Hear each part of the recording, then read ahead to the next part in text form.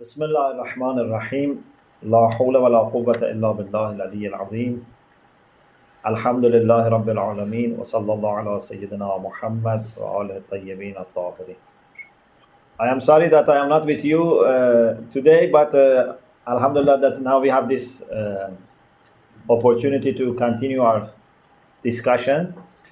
As you remember, we were discussing different aspects of Islamic theory of ethics, and last week we talked about the way the late Allama Muzaffar has described the relation between actions and moral status. And we said that some actions are complete cause or al-illatu tamma for moral status or moral judgment, and this is when we have necessary relation. There can be no change, like goodness for justice or badness for injustice, for zulm. Some are not complete, they are incomplete cause, al-illatu tamma, because they are just muqtada, they entitled, they tend to be what is the normal or ordinary moral ruling, but sometimes there can be another factor which comes and changes the balance. The overall balance can change, like telling the truth, which is not complete cause for goodness, but if there is no obstacle, it has this capacity that it would be good. But if something can come and overweigh or override, then the overall balance can change. So for example, if by telling truth an innocent life will be put into risk, into danger, then telling truth is no longer good. And sometimes we said there are actions which by themselves are not implying any moral judgment, like drinking, like walking, like speaking, like sleeping. It is actually that external element which comes and gives a moral ruling. So if, for example, this speaking is for a good purpose, then it becomes morally good. If it is harmful, it becomes morally bad. Okay, this is what we discussed, alhamdulillah, in details in the last session. Another aspect of Islamic theory of ethics that we want to discuss today is about the role of intention. When it comes to, this is a very important point, please take this with full attention. When it comes to faculties, to the qualities of the soul, there is no space, no place for intention. What do I mean? And maybe this is the point that you don't find it, emphasized in Western ethics, and even maybe in Islamic ethics, maybe not many people have highlighted this point. But I think this will be a fair understanding. When, for example, we talk about generosity, generosity is a quality which is virtuous. And this by itself is good. We don't ask what is the intention, because it's a quality. Intentions apply to actions. Intention is something that can make an action very good or very bad. For example, giving sadaqah, giving charity is an action.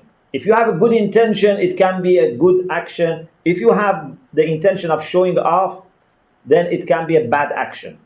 So the same action, the same physical action of taking money from my pocket and giving to a poor person can be morally good or bad depending on my intention. But when it comes to quality, like generosity, here we don't have any role for intention. Generosity as a quality is virtuous. It's a virtuous quality, and no matter who has this, if a good person or bad person, if a believer or a person who is not a believer have this quality of generosity, it is good. Yes, we can go back prior to the state of becoming generous when a person is trying to become generous, then we can say, what is his intention? Is he trying to become generous for a good reason, or he is trying to become a generous person for bad reason? Okay, there is a role for intention. But if a person is generous, if a person is, I don't know, kind, if a person is wise, if a person is brave, if a person is modest, or opposite to these qualities. For example, if a person is selfish, a person is fearful, a person is miserly, we don't talk about intention when it comes to these qualities. Okay, this is one important point. The other important point is about actions. In Islamic theory of ethics, we need both act and intention to be good. We need both of them. If you want to use Quranic terminology, when we say amal salih is when you have good action from a good agent. And inshallah, I will talk later about what makes an agent a good agent. Part of it is the agent must have good intention. In Islamic theory of ethics, for us, just intention is not the only thing we care about when we talk about the agent. In some theory, like for example, in the Kantian ethics, intention is the most important thing, or maybe the only important thing, and they don't talk about the action itself that much, or about other aspects of the agent. For example, whether the knowledge, the understanding of the person with the same intention can make it a better action compared to the person who has the same intention but with lower level of understanding. They don't discuss these issues. But in Islamic theory of ethics, we say two people, for example, who give charity, and the intention is the same, intention is good, but depending on how much they have ma'rifah of Allah subhanahu wa ta'ala, how much they are sincere, how much they are obedient to Allah, the value of action can be very much different. A person can give £1 charity with good intention, and this £1 charity can take him to heaven. A person can give £1 charity with good intention, but this doesn't even take him 1 meter high. Although it's good, but maybe just half a meter. So it's very important to note that for us, there are many different aspects of the agent which are very important. And inshallah, we'll talk about it gradually. But for the time being, we need two things for amal salih. One is the goodness of the action, and the other is the goodness of the agent. And in the first place, now we want to talk about good intention of the agent. So, if I give a poisoned water to someone, unknowingly, my intention is good. I want to help him. He's thirsty. I want to give him water, but unknowingly, I am giving him a water which is either poisoned or is polluted. So, can be this amal salih? My intention is good. No, this is not amal salih. Although your intention is good, but because the action is not good, the action is not bringing any goodness, this is not amal salih. Or for example, I see a person is ill, then I prescribe something. I say, take this medicine, or take this food. My intention is to help him, but I am not a doctor, I am not experienced, I am not qualified. Maybe I am harming him by this. This is not amal salih, although your intention can be very good. Amal salih is when the action itself is good and also the intention is good. So if I give someone the best medicine, but my intention is not good, this is not also amal salih. Maybe he can benefit from that medicine, but I am not benefiting from this as amal salih because my intention was not good, although the action was good. So to have amal salih, to have a righteous deed, or if you want to use ethical language, to have a right action or an action which is morally good, we need to have good action and good intention. I mean by good action, either something which is the complete cause for goodness, or it is incomplete cause but there is no obstacle, so it leads to the moral status, or it is neutral, like speaking and drinking, but something good has applied to it. For example, it is for the saving of your health, then that walking is good, or it's for saving your life, then that drinking is good. So in any of these three possibilities, the action becomes good, and then you have good intention, so the result is that you would have a good action, a morally good action. You would have amal saleh. So not only the act has to be good, also the intention is very important. There is a beautiful hadith that I would like to share with you. Rasulullah sallallahu alaihi wasallam, in a very well-known hadith, said, "Innamal a'malu bin-niyyat."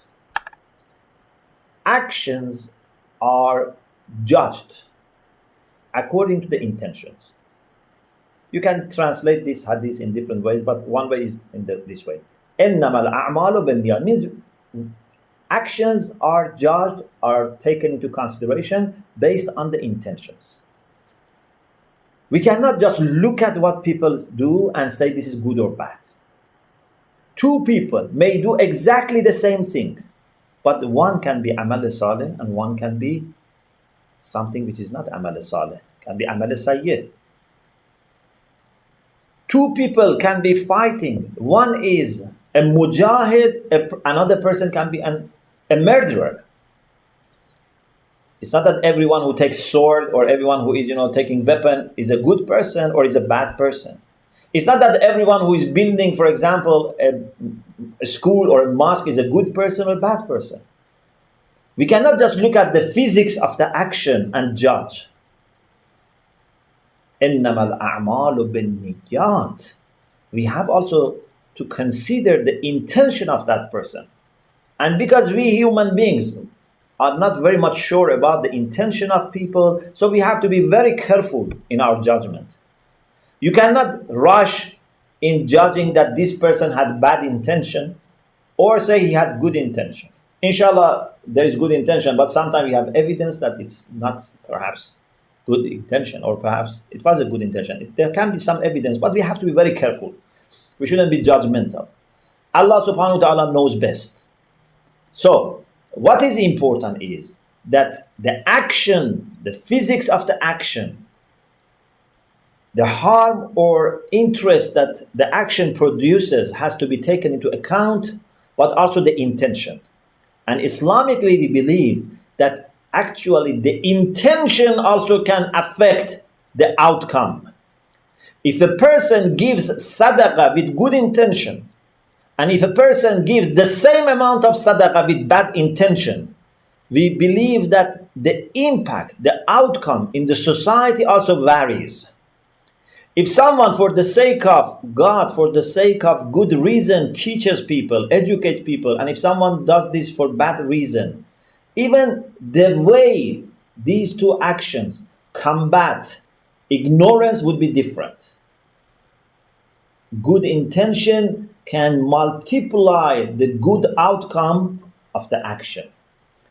But definitely the intention is something which has to be taken into account, and many moral scholars, many ethical scholars, especially those who believe in deontological view, they accept this and actually they emphasize on this, but sometimes they don't, unfortunately, strike a balance.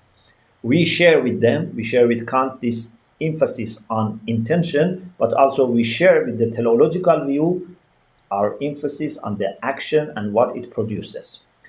So, intention is very important.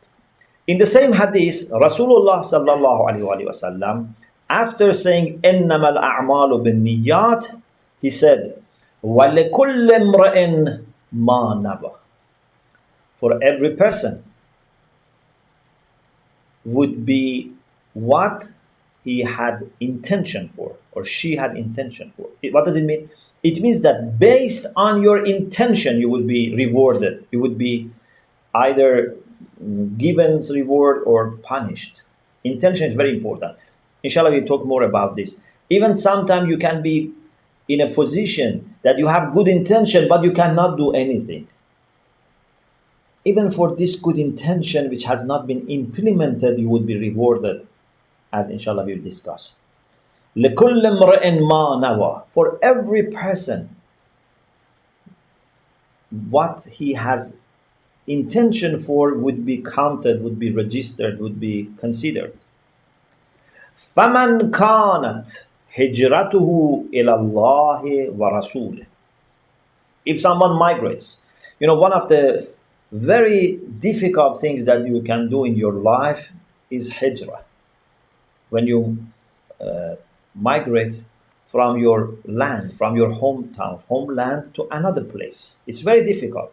A place that you have been very familiar, you have grown up there, you have been brought up there, you are used to everything. It's very difficult. Rasulullah sallallahu alaihi wasallam very much loved Mecca. For him, leaving Mecca was very painful. But when this is what is pleasing Allah subhanahu wa ta'ala, when this is what suits my religion, when this is what suits my family, when this is what suits human society, my community, so if there is good intention, then inshallah this will be considered as hijrah. So if someone is going to a new place and settles there in order to get closer to Allah subhanahu wa ta'ala and the Prophet, so his hijrah, his migration is really towards Allah subhanahu wa ta'ala and the Prophet. Man kanat hijratuhu ila Allah wa rasulih fa hijratuhu ila Allah wa rasulih. If his intention is to go closer to Allah and the Prophet, he goes, for example, from Mecca to Medina to be with the Prophet sallallahu alaihi wasallam in order to be really with him. Okay, so he has really migrated towards Allah and the Prophet. وَمَنْ كَانَتْ هِجْرَتُهُ إِلَى دُنْيَا يُصِيبُهَا أَوْ امْرَأَةٍ يَتَزَوَّجُهَا فَهِجْرَتُهُ إِلَى مَا هَاجَرَ إِلَيْهِ. But if someone makes the same travel, the same distance, he goes from Mecca, for example, to Medina, but not in order to please Allah, not in order to get closer to Rasulullah. He wants to gain something worldly. For example, he knows that if he travels, maybe there is some booty of war, maybe there is some money distributed, maybe he can have a powerful position, fame, whatever. Or for example, there is a woman that he wants to marry and he's getting there in order to get closer to that woman. So then the hijrah is towards that dunya, the hijrah is towards that woman. So you cannot look at people and say, okay, because they have traveled from Mecca to Medina, so they are all muhajir ilallah. No. Some of those people that after Rasulullah went to Medina, they left Mecca and went to Medina, they went for good reason. That some of them had maybe intention of dunya, one branch of dunya. So we cannot judge by looking at the physics of the action. وَمَنْ كَانَتْ هِجْرَتُهُ إِلَى دُنْيَا يُصِيبُهَا أَوْ امْرَأَةٍ يَتَزَوَّجُهَا فَهِجْرَتُهُ إِلَى مَا هَاجَرَ إِلَيْهِ. So his hijrah is towards what was in his intention, not towards Allah and Rasul. In one of the battles in early Islam, a Muslim soldier was killed. And people, thought that he's a martyr, he's a shaheed, because he was killed in the battle. But then they were informed that, no, he's not a shaheed. In order other people get lesson, it was told that actually the reason he was killed because he wanted to go and take a donkey that belonged to one of the enemies. So in order to go and get that donkey, he went towards enemies, and then he got killed. So he is not a shaheed fi sabilillah. He was not someone who was killed for the sake of God. He was known as Shahidul Himar. is a person who is killed for the sake of a donkey. So he's not a person who is really a martyr. So we have to be careful. Sometimes we do lots of things. Sometimes we maybe exhaust ourselves, we tire ourselves, but without making sure what is our intention.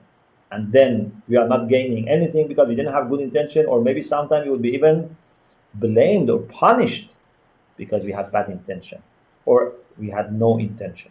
So we have to be very careful. So this is one hadith.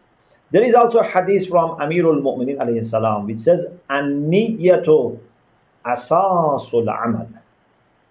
Intention is the basis, is the foundation of action. Intention is not something separate from action. Because as I said, amal salih has two foundations. Or you can say it has one foundation and one construction upon that foundation. The foundation is niyyah. And then what you build upon that good intention, that strong and firm foundation is a good action.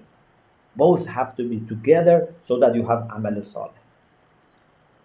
So in Islamic theory of ethics, in order to say an action is morally good or morally right, or we ought to do it, we have obligation to do it, we need to make sure that the intention is good and the action also is good by producing good results. Okay, now there are a few points about intention that we need to make. One point is that if someone has good intention, but he is not able to implement. For example, I move from my home to masjid in order to say my prayer in Jama'ah. But when I go there, I see that unfortunately Imam was not feeling well and he couldn't come for Jama'ah, so we don't have Jama'ah. And there is no one also to lead Jama'ah. Because my intention was good, Islamically this is not wasted. You cannot say because you couldn't say your prayer in Jama'ah, so you have done nothing. You are equal to the person who didn't, actually come out of his house. You are the same. No, Islamically you are not the same. Your intention makes you different. If you have a good intention and you are not able to do it, you are better than yourself without that good intention, or better someone else who lacks that good intention. Although in both cases there is no action, but the good intention makes the person better. This is a very important point. What about bad intention? Morally, from a spiritual point of view, the same is true about bad intention. But Allah subhanahu wa ta'ala, out of His mercy, His rahmah, rewards us for good intention, but doesn't punish us for bad intention which has not been implemented. Of course, this is the principle. There can be exceptions, but normally this is the ruling. So, if a person makes the intention of going, for example, to a sinful gathering, he leaves his house, but he cannot reach the gathering, or the gathering doesn't take place. From a moral point of view, from a spiritual point of view, that bad intention is destructive. It's causing some darkness. But Allah subhanahu wa ta'ala would not punish, because the actual sin didn't take place. He was fortunate that the sin didn't take place. But when it comes to good intention, Allah subhanahu wa ta'ala rewards for the good intention even if it was not implemented. From moral and spiritual point of view, as I said, good intention and bad intention both have impact on our soul. But from a legal point of view, from a fiqh point of view, Allah out of His mercy rewards us for good intention, but doesn't punish us for bad intention. This is most of the time. So this is one point. The second point is that when the intention is good, the scope of intention can also increase the goodness of intention. And when the intention is bad, also the scope of the intention can increase the harm, a spiritual harm. For example, I have the intention of helping one person with his, I don't know, education, with his, I don't know, family issues, with his health, with money, whatever. My intention is to help one person, and I'm able to do it. Okay, this is Alhamdulillah, Amal Saleh, I have been able to do it. I have intention of helping one person, and I'm not able to do it because I don't have the resources, or I don't find that person, or that person is not now in need. My intention is to help, but he said I don't need. Okay, so I had an intention which was not implemented. Again, this is good. Allah will reward me for this good intention. But what if I have intention of helping two people and I'm not able to help them? Does this make a difference? I'm not able to help anyone, but my intention is either for one person or two persons. Does this make a difference? If I was able to help them actually, of course, if I help two people, would be better than helping one person, so the reward would increase. But what about intention? I have intention of helping one person and I'm not able to do it, or I have intention of helping 10 people and I'm not able to do it. It seems clear that even if you are not able to do anything, just the fact that your intention is to help more people would add to your reward. It's very important. So, not only it's important to have good intention, whether you can do it or not, it's also very important to widen your intention. Don't restrict your intention. Let only the physical limitations, the worldly limitations restrict your action, but don't let them restrict your intention. How many people I can feed? How many people I can teach? How many people I can help? In dunya we have restrictions. Maybe I don't have that much money that I need. Maybe I don't have that much knowledge or I don't have that much time, or people don't come to me. Okay, there can be restrictions.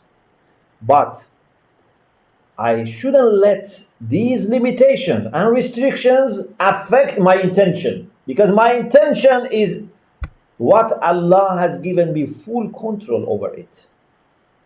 It's up to me to have intention of helping one person or 10 people or millions of people or all humanity today or also in future. We can have many, many different scenarios. Why we don't make our intention to help everyone, and not only just today, in future? I want to feed all hungry people. I should be wanting to educate all ignorant people in the east, in the west, in the north, in the south, today, tomorrow, up to the end of this world. There is no limitation here. And then this can not only increase our reward, but it has great spiritual impact, because this is widening your soul. This is making your heart larger and larger. This makes you closer to Allah subhanahu wa ta'ala, because Allah subhanahu wa ta'ala has unlimited mercy, and in this way you can at least resemble Allah subhanahu wa ta'ala in your intention by having no limit in your intention. We cannot resemble Him in our action because our action is limited.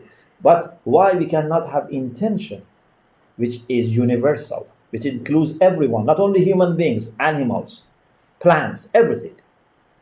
This is a very beautiful aspect of Islamic theory of ethics that we need to remember and we need to benefit from. In one of the du'as, we say to Allah subhanahu wa ta'ala, Waffir bilutfika niyyati. O Allah, with your grace, grow my intention. Our intention can grow. Our intention can include everything. You can have an intention as little as one person. You can have intention of just helping yourself and your family. You can have intention of helping your friends and family. You can have an intention of helping your community. You can have intention of helping all people, all creation. And you can have intention of helping all creation for all generations, all ages to come. So let us increase our intention. And then you would see that our outlook to dunya would change. Maybe physically I'm not doing anything, but my outlook is changing. It's making me a different person. But something to remember. Who can honestly have such extended intention? This is very important. The only people who are able to have such extended intention are those who would exhaust their power in doing as much they could. If I can feed 10 people and I feed 9 people, how can I say my intention is to feed millions of people? You are not even doing the last person that you can do. If my intention is to help all humanity, I should prove this by helping those that I can. So you see, one person is feeding 9 persons. Okay, so he gets reward for 9 hasan. Another person is feeding 10 people and his intention was only to feed 10 people because this is the only thing that he can do. So the reward is for 10 people. But then there is another person who feeds 10 people, but his intention is to feed millions of people, but he cannot do it. The reward for this person is then not imaginable. So it's a very clever way of doing business with Allah subhanahu wa ta'ala. Our business can be very, very successful. So you should never imagine the success of people, how much profit they make in their business with Allah by just looking at what they do. It's very much based on what is their intention, what is their understanding, what is their ma'rifah. So 2 people may do the same thing, but their intention can be very much different, even if the intention is good, depending on the scope of the intention. There are also a few other points that inshallah we will talk about them in the next session about, for example, the role of ma'rifah. And also, inshallah, we will talk about the fact that if someone wants to have a good intention, should it be only to please Allah subhanahu wa ta'ala, so that it will be only limited to mu'mineen? Or there is a possibility that, for example, a person who doesn't believe Allah subhanahu wa ta'ala but still has a good intention. For example, he honestly wants to help poor people. He honestly wants to treat ill people. Is it also considered as a good action? Is this morally good? A person who doesn't believe in God but has good intention, or it has to be only for the sake of God? Or even among the believers, if, for example, a mother feeds her baby and looks after the baby, as a mother, is this good or it has to be only for the sake of God? Of course, we don't have doubt that if it is for the sake of God, it's qurbatan ilallah, it's very, very valuable. But does it mean that anything other than that would be useless, or no? Islamically, even good actions with sincere intention of people who are not believers, like Hatam Ta'i, for example, or for example, believers who believe in God, but maybe for some of their actions, they don't have actual niyyah of qurba, but they do it because they find it good.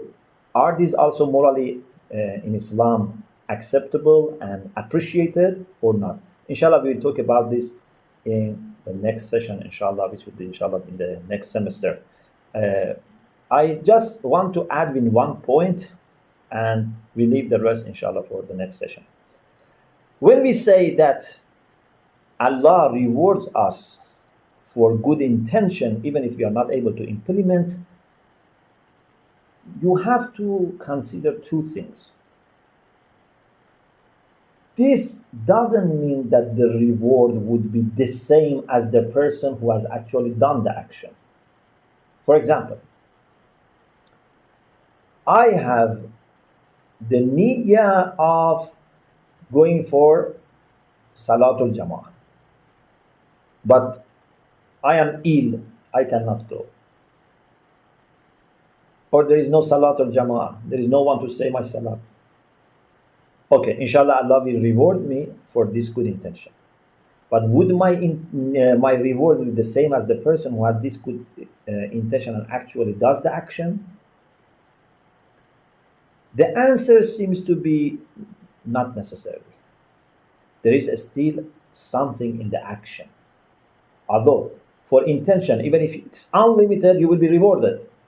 But still, if on top of good intention, you are able to do the action, it seems to be increasing your reward. At least I can say in this. Of course, this is my humble opinion, maybe not necessarily accepted by others, but normally I haven't seen this that much discussed by others to see what is the opinion of others. But I don't see why they shouldn't accept.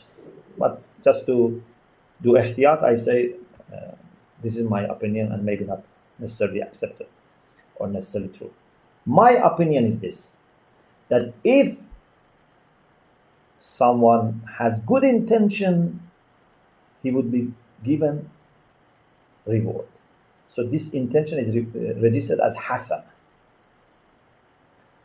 But if he has intention and actually manages to do it, then his reward is not just one, at least 10. Man ja'a bil hasana falahu ashru amthal. The one who actually brings the hasana, he would be rewarded 10 times. This is the minimum. The minimum multiplied reward for good action is 10. Sometimes there are much more. In one of the papers in the series on understanding God's mercy in Message of Thaqalain, we talked about this. Inshallah, you can refer to that. Allah subhanahu wa ta'ala sometimes may reward 10,000 times more. Sometimes may reward 30,000 times more. They can be different. Sometimes can be rewarded without measure, بغير حساب. But the minimum is من جاء بالحسنة فله عشر أمثالها. من جاء بالسيئة فلا يجزى إلا مثله. The one who brings a bad action, he would be punished only once. One for one. But for good action, at least 10 times more. Okay, this is for the one who can do the action.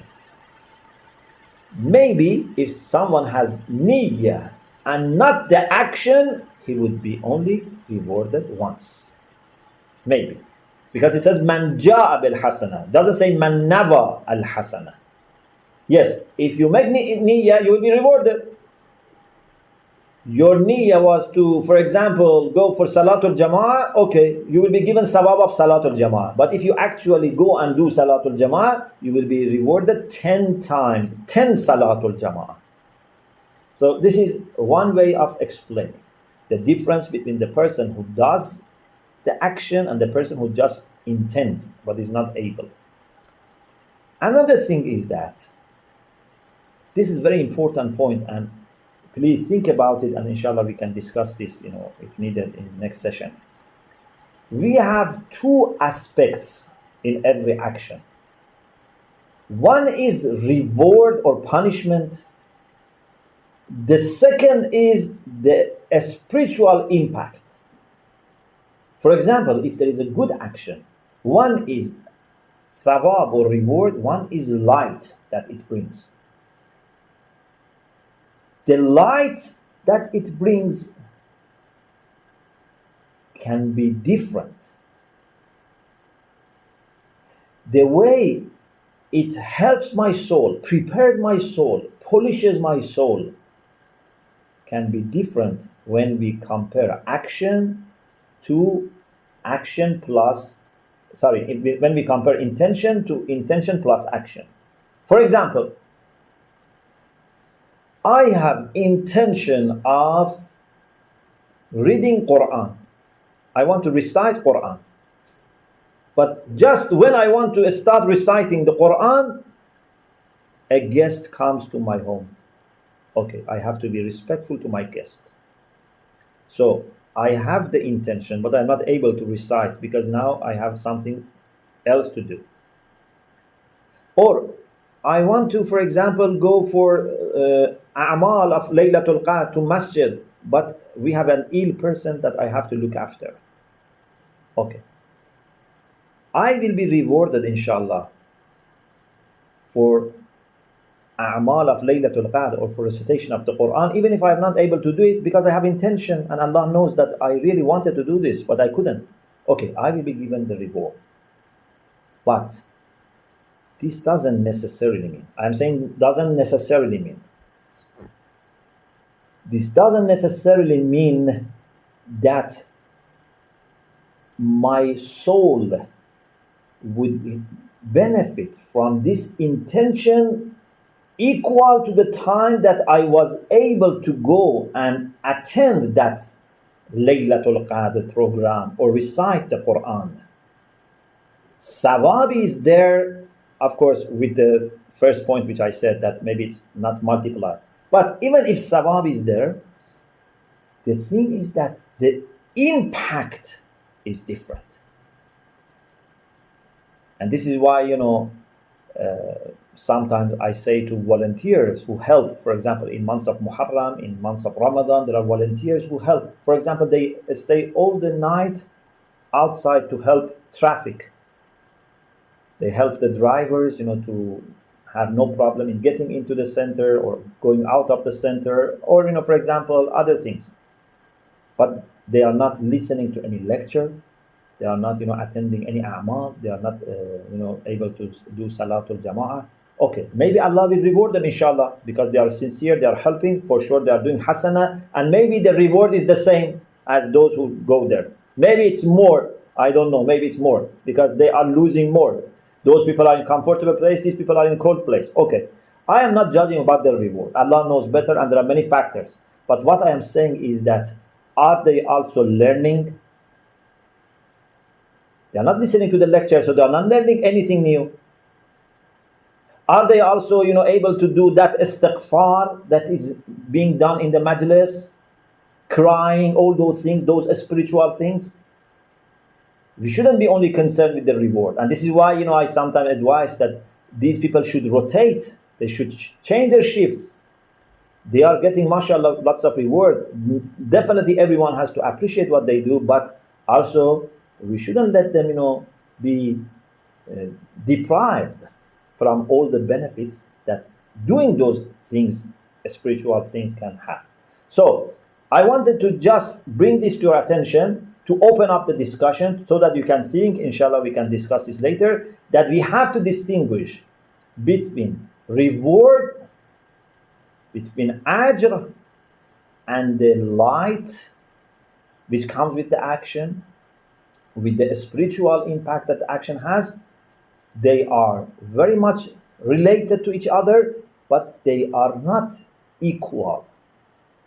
They are not necessarily always resembling each other in quantity. We have to be careful. So maybe thawab is there, but the knowledge, the light, the purity is not the same. Allah subhanahu wa ta'ala also in the Quran talks about the mu'mineen who do amal salih, and Allah says that they have ajruhum wa nuruhum. So there is reward, there is also light, and these two come together, but not necessarily in the same way and in the same quantity. We ask Allah subhanahu wa ta'ala to enable us to, inshallah, be always doing righteous deeds and to have, inshallah, very expanded and extended, inshallah, intention for doing good, and be, inshallah, the channels for the mercy of Allah subhanahu wa ta'ala to all creation of Allah subhanahu wa ta'ala in all generation, inshallah.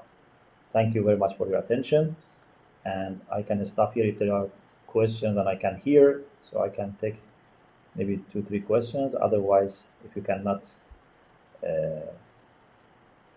use the microphone that I can hear, we can stop here. So I have one more question. Please. Alaikum salam wa rahmatullah. Sheikh, I had one question regarding the lesson. Only one question? Yeah, people always make intention. Yes. Yeah, without any doubt. But then you have some people that always make intention, they never do the action. They say, Inshallah next time. Inshallah next time. Yes. What does Islam say? Because they've made intention, they're going to obviously get the swab, inshallah. One day, when they do decide to go, they'll go. But what happens with such people? Can you say that? Yeah. As I said, this has to be sincere. I make the intention and I want to do it. I go from home to masjid, there is no Salatul Jama'ah. Okay, what else I could do? But if I just say, I want to go, but I'm not moving, this is not helpful. So, what I was saying was that for the people who have good intention, but either resources or situation in the world, in the society, health don't help, then for such people intention is rewarded. But if someone says, I have intention, but he doesn't do anything and doesn't make any effort, so he has no intention. This is just a wish. There is a difference between intention and just having a good wish. Everyone says, I wish I become an alim. But this is not intention. Intention is you study hard, you make efforts. Then if, for example, a school is closed, if there is no alim, there is no teacher, because you have done your best, inshallah, you will be rewarded. But if someone just wishes and doesn't do anything, this is not intention. Thank you, Sheikh. Inshallah. Yes. Thank Thank you. Sheikh Shomali. Alaikum salam. Will this be available on the Islamic College website as well, this lecture today? Yes, inshallah. So the previous ones are already there, and this one also, inshallah, will be put there soon. Ahsantum. That'll be all. Thank you very much. Thank you very much. Inshallah, remember us your dua, iltimas dua. Khuda hafiz. Thank you. Salam. Assalamu alaikum wa rahmatullah. Iltimas dua.